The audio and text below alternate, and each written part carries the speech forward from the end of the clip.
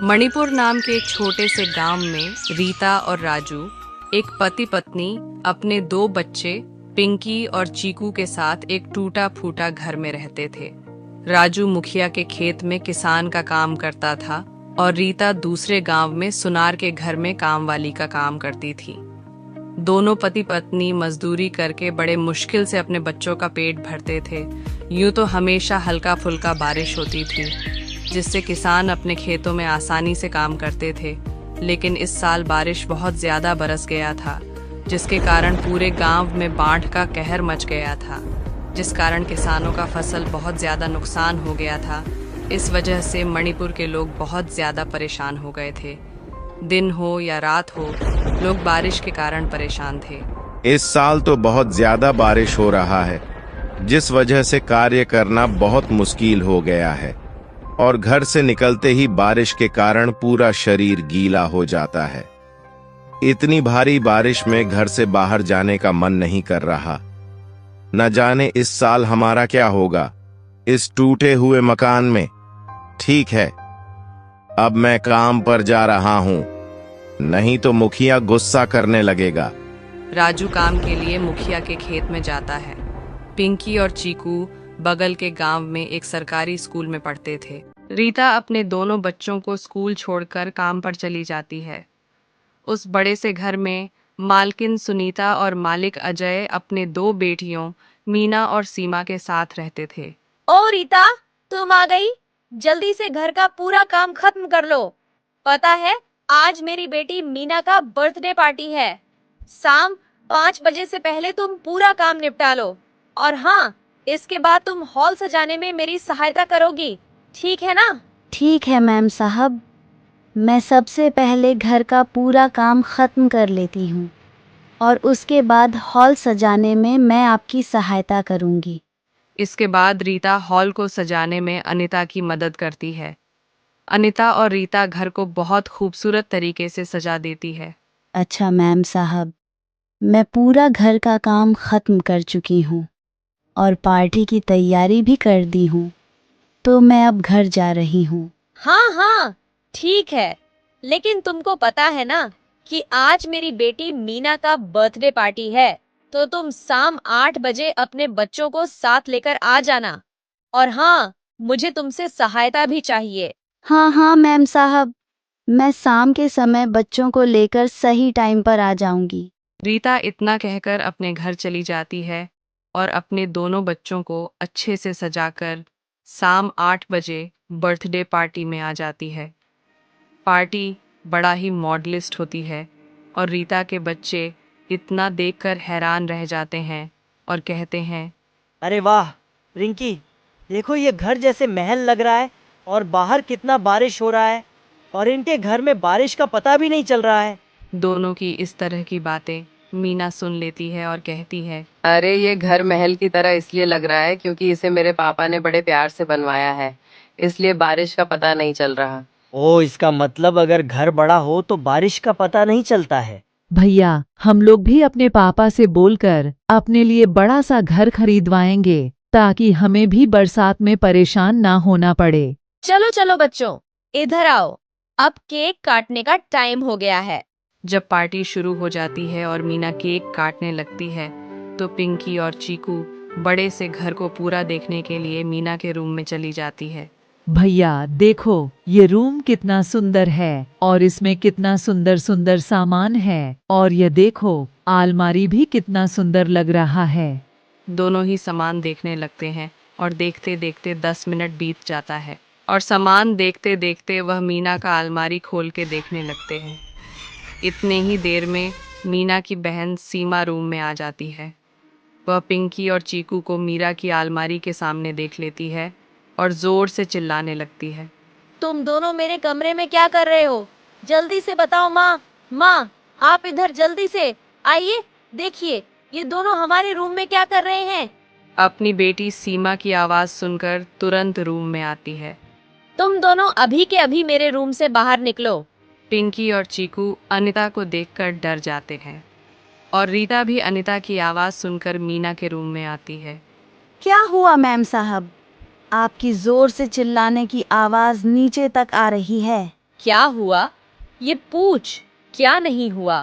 तेरे इस दोनों बच्चों ने अपने गंदी पैरों और गंदी कपड़ों से मेरा पूरा रूम गंदा कर दिया। तेरे बच्चों ने बड़ा घर देखा, नहीं चल दिए। सैर करने, ऐसी भी कोई बात होती है? मैंने तो तेरे बच्चों को इसलिए बुलाया था कि तेरे बच्चों ने इतना शानदार पार्टी अपने जीवन में कभी नहीं देखी होगी, लेकिन तेरे बच्चे अपना औकात भूल गए। ये हमारा घर है, कोई अनाथ आलय नहीं कि कोई भी भिखारी हमारे रूम में आ जाएगा और आकर हमारे कीमती सामानों को छुएगा। तू सुन, अभी के अभी अपने बच्चों को लेकर निकल जा मेरे घर से। और हाँ, एक बात और, कल से तू काम पर नहीं आएगी। मैंने तुझे काम से निकाल दिया। नहीं नहीं मैम साहब, आप ऐसा ना करें। आप एक बार हमारी बात सुन ले। बच्चे तो अभी बहुत छोटे हैं, आप इन्हें माफ कर दीजिए। मैं आपसे वादा करती हूँ कि आगे से ऐसा गलती नहीं होगी। यह मेरी लास्ट गलती समझकर मुझे माफ कर दीजिए। मैम साहब, मुझे काम से मत निकालिए। मैम साहब, मेरे बच्चे इसी काम के सहारे जीते हैं। भगवान के लिए मैम साहब, मुझे काम से मत निकालिए। ये तेरी परेशानी है, मेरी नहीं समझी तू?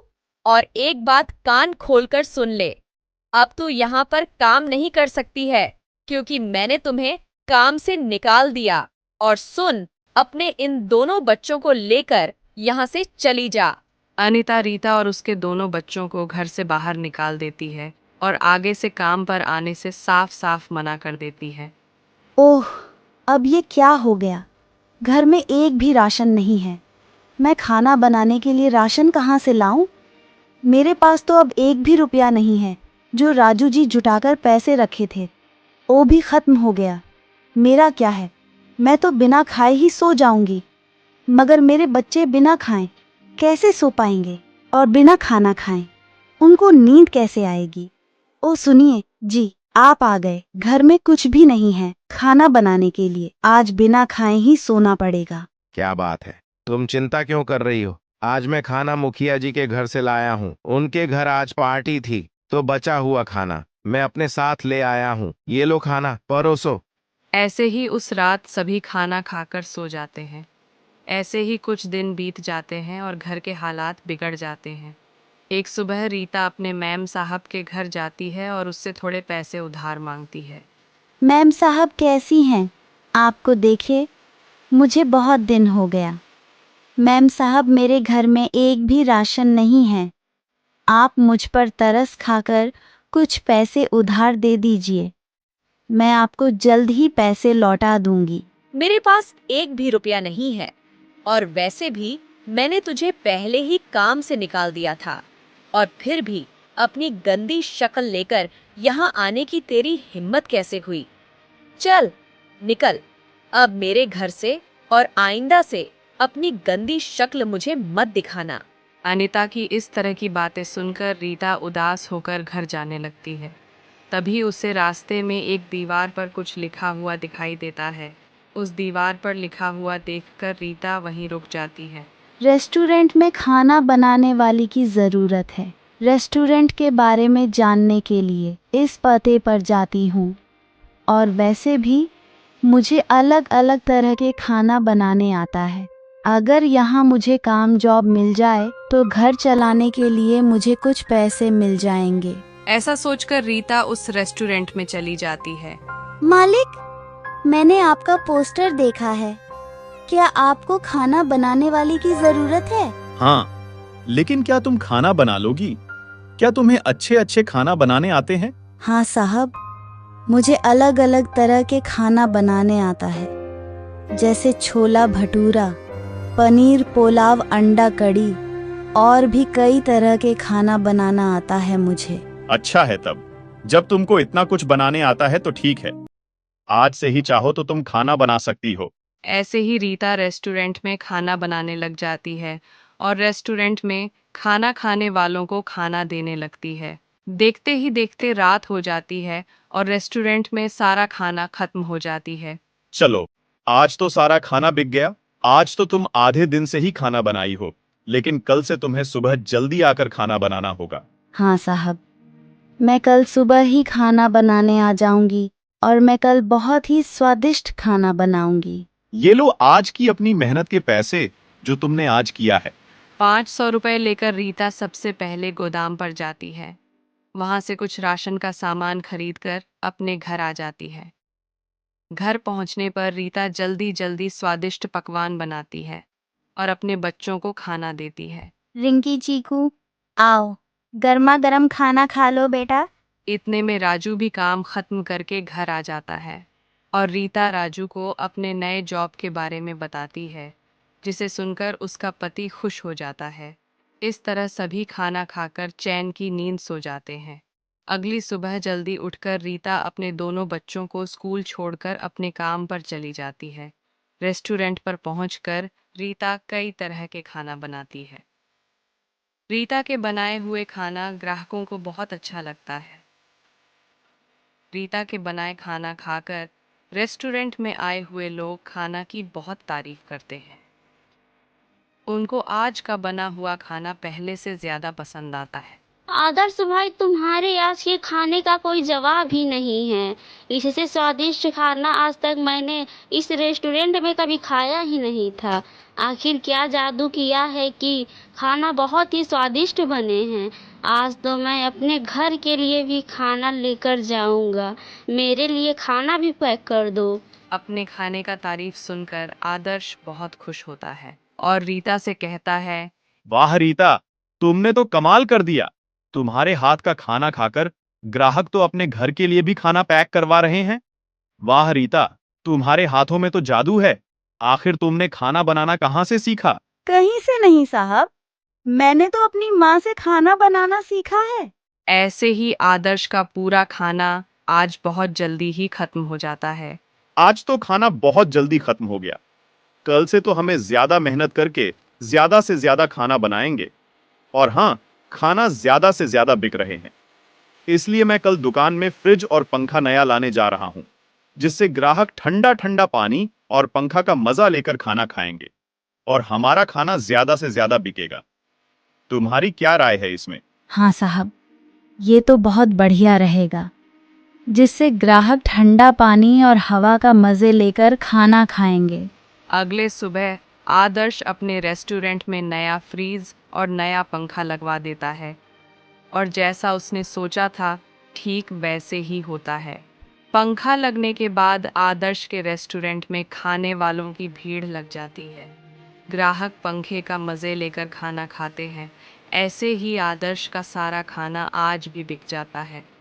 शाम जब रीता काम से वापस घर आती है तो अपने बच्चों को आपस में बात करते हुए सुनती है। भैया, उस दिन पार्टी में कितना मजा आ रहा था। कहाँ उस दिन हम बड़े से महल में थे और कहाँ आज हम इस टूटे फूटे घर में बैठे हुए हैं। काश हमारा घर भी बड़ा होता तो हम भी अपने घर में आराम से बैठे होते। इतने में रीता घर के अंदर चली आती है। अरे रिंकी और चीकू, तुम दोनों यहाँ क्या कर रहे हो? क्या तुम दोनों ने अपना होमवर्क पूरा किया कि नहीं और उसे याद किया कि नहीं? अगर नहीं किया है तो जल्दी जाओ, उसे पूरा करो और मैं जा रही हूँ घर का काम करने और खाना बनाने, ताकि जब तुम सब अपना होमवर्क पूरा कर लो तब आराम से खाना खाकर सो जाना, क्योंकि कल तुम दोनों को स्कूल भी तो जाना है। ठीक है माँ, हम अपना होमवर्क पूरा करके आते हैं, तब तक आप खाना बना दीजिए। ऐसे ही कुछ दिन बीत जाते हैं और रीता के घर का हालात ठीक होने लगता है। ऐसे ही रीता सुबह काम पर जा रही थी, तभी उसे कुछ लोग मिलते हैं जो अपना घर बेच रहे थे, क्योंकि उन्हें पैसों की बहुत ज़रूरत थी। रीता घर को पूरे अच्छे तरीके से देखती है और रीता को वह घर बहुत अच्छा लगता है। वह उस मकान मालिक से बोलती है, भैया, इस मकान का क्या दाम है? जी बहन जी, केवल 50,000 इसके दाम है और ये कुछ ज्यादा नहीं है। बहन जी, ये तो बहुत ही कम है, क्योंकि अभी घर बनवाए कुछ ही समय हुआ है। अगर कहीं और खरीदेंगी तो 2 लाख में मिलेंगे। अच्छा ठीक है, पर आपका घर ज्यादा दिन तक टिकेगा ना, और सब कुछ सही है ना, आगे चलकर कोई परेशानी नहीं ना होगी। हाँ बहन जी, ये ज्यादा दिन का नहीं है और ये बहुत लंबे समय तक टिकेगा। इसमें आप सभी लोगों कोई परेशानी नहीं होगी। ठीक है भाई साहब, लेकिन आप साफ साफ बताइए कितना लेंगे। मैं इसके 40,000 दूंगी। अगर आपको अपना घर बेचना है तो मुझे अपना घर 40,000 में दे दीजिए। ठीक है बहन जी, ये लीजिए घर का कागजात। अब ये घर आपका हुआ। अब आप सभी लोग यहाँ आकर शिफ्ट हो जाइए। रीता अपने घर जाती है और अपने पति और बच्चों को सारी बात बताती है, जिसे सुनकर सभी बहुत खुश होते हैं। वाह भैया, अब हम अपने नए घर में चलते हैं जहाँ बारिश का पता नहीं चलेगा। जैसे लग रहा है कि हम जन्नत में जा रहे हैं। अब बारिश भी हमारा कुछ नहीं बिगाड़ पाएगी। नए घर में जाने के लिए बच्चे बहुत खुश हो जाते हैं। इतने में राजू भी वहां आ जाता है। आखिर तुमने आज बच्चों के दिल की बात सुन ही ली और उनका इच्छा पूरा कर ही दिया। कैसे ना करती भला, बच्चे तो मेरे कलेजे का टुकड़ा है। इनके खुशी के लिए मैं सब कुछ कर सकती हूँ। सब नए घर में शिफ्ट हो जाते हैं। नए घर में आकर बच्चे बहुत खुश हो जाते हैं और रीता की कमाई भी अच्छी खासी होने लगती है। रीता के हाथों का खाना खाने के लिए रेस्टोरेंट में ग्राहकों का मेला लगी हुई थी। इससे आदर्श खुश होकर रीता का सैलरी दुगुनी कर देता है। कुछ दिन बाद राजू भी मुखिया के खेत में मजदूरी छोड़कर रीता के साथ खाना बनाने लगता है। दोनों पति पत्नी को आदर्श अच्छी खासी वेतन देता था, जिससे उनका घर का खर्चा अच्छे से चलने लगा और बच्चे गर्मी सर्दी या बरसात में अपने नए घर में काफ़ी अच्छे से रहते हैं और वो भी अपना पूरा जीवन खुशी खुशी बिताने लगते हैं।